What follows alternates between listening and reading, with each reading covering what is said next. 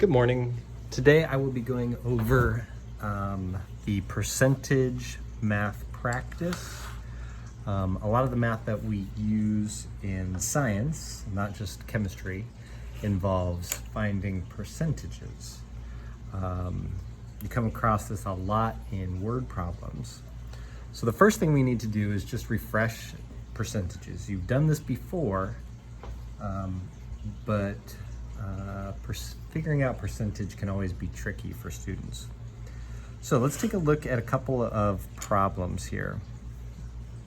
I'm going to start with number 1. And it says 44 divided by 65 is what percent? So the first thing you want to think about is 44 is how much of 65? Well, we know it's not 100%, because that would be 65. So it must be less than 100%. It would have to be, because 44 is less than 65. So if I do my calculation, 44 divided by 65 equals, I get 0.676. So let's go 0.68. We'll say 0.68. Well, 0.68 is not my percentage. 44 is not 0.68% of 65. That would mean it's less than 1% of 65. That makes no sense. That 44 is way too big. What we have to do to convert 0.65 to a percentage is move the decimal over twice. So we go 1, 2, decimal goes there, which means we have 68%. And that looks about right, 68%. 44 is about 68% of 65. Let's do another one here. Here's one that would mess people up. I'm gonna do number 7. 31 divided by 82%. So that's not 31 divided by 82. We have 31 divided by 82%. So in order to do this calculation, the first thing I need to do is change that 82%. I want to change it just like I did here. Back here we had 0.68 equals 68%. Well, now I have 82%, and I need to change that into a number that I can use for a calculation. So the same thing that we did before, we're going to bounce the decimal the other way twice, which gives me 0.82. 82% is the same as the number 0.82. So now I can do my calculation. 31 divided by 0.82, and that'll give me a number I can use. 31 divided by 0.82, and this, mind you, this should be very large. It should be much bigger than 31, and it is. It is 37.8.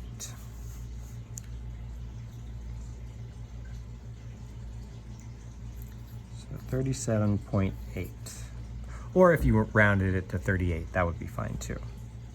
So I just took my 31 divided by the 0.82 to get that 38.8. Okay, let's maybe do one more.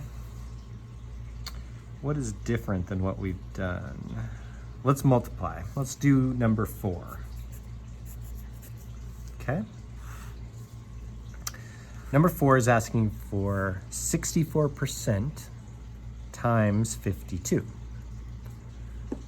So is our number going to be bigger than 52 or smaller than 52? Well, we're multiplying by less than 100%. So our number should come out below 52. Again, I can't put 64 times 52. That won't make any sense. I have to change the percent into a number I can use. And remember, 64% is the same as 0.64. 0.64 I can use in my calculations. So 0.64 times 52 equals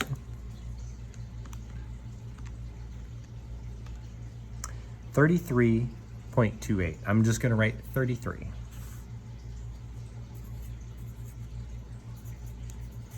And that makes sense. It's less than 52 because it wasn't 100% of 52. It was a smaller percentage of 52. All right, now let's look at the next page, which is word problems. Now we're doing the same thing. The big key here is to change the percentage and then set up our calculation. And we're going to change the percentage the same way we did last time. So let's start with number 1. A student earned a grade of 80% on a math test that had 20 problems. How many problems on the test did the student answer correctly? Well, they didn't get 100%, so they certainly didn't get all 20 correct, right? You know that from school. That's intuitive. So it's got to be some number below 20. I can't take 80 and multiply it by 20 though. That will not give me the right answer. It won't even give me a sensical answer. It'll be some number way bigger than the 20 problems that were on the test. So I can convert this 80% to a number that I can use, which is 0.80. Now I can take 0.80 times 20,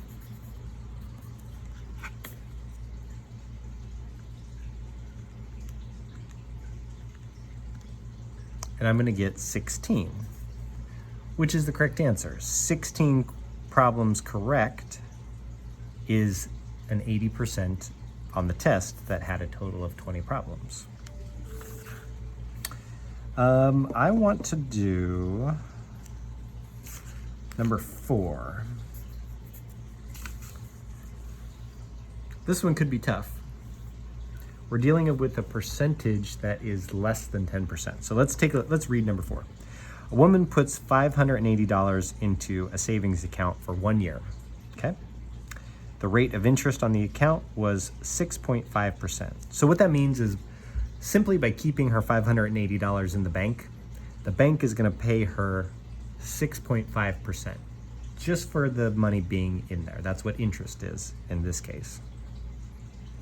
How much was the interest for the year in dollars and cents? Okay.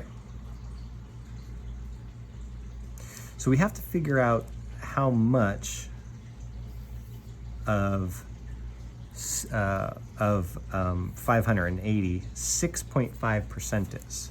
But remember, I have to change that percentage to something I can use.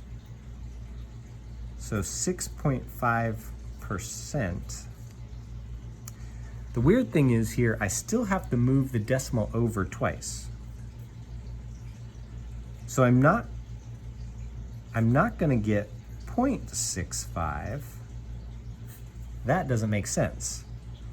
Moving it over twice will give me 0.065. All right?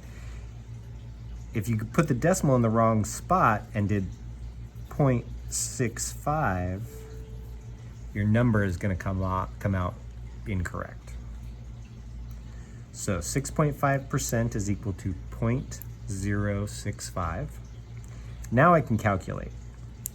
So if she had $580 earning interest at 6.5%, I can just multiply 580 by 0.065.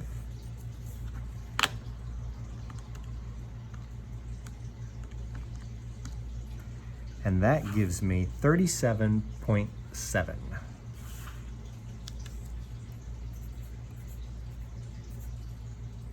Or if we're doing this in dollars, $37.70, which makes sense. The number 37 is around 6% of 580. That would make sense. If your number was way higher than 580, that would make no sense. Okay, see what you can do on the rest of them. Let me know if you need help. Hope this was informative.